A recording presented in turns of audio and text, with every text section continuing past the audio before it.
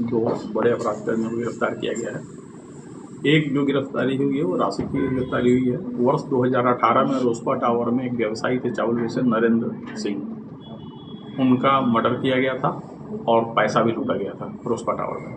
2018 की घटना थी, उसमें ट्रायल चला और ट्रायल में इस राशिद को आजीवन कारावास की सज़ा सुनाई गई थी, लेकिन ये फरार था, सज़ा से भाग रहा था। इनपुट मिलने पर इसे गिरफ्तार किया गया है। अब इसे आजीवन कारावास की सज़ा आरम्भ होगी इसकी। और दूसरा जो क्रिमिनल है वो समद मेराज है उर्फ चिंकू देवा, ये भी आर्म सेक्ट का आरोपित है, पहले इसमें भी फरार था, ये वो गिरफ्तार हुआ है। और यह जो समद है ये 2013 में एक छोटू गद्दी के भाई की हत्या हुई थी, उसमें भी ये आरोपित रहा था और उसमें इस पर ट्रायल चला था। ये दोनों बड़े क्रिमिनल हैं जिसकी गिरफ्तारी रांची पुलिस ने की। दूसरे के ऊपर क्या आरोप है? कितने दिन तक कारावास में? नहीं, दूसरा पर अभी वो आर्म सेक्ट का आरोपित फरार है, अभी सजा नहीं। ठीक है सर।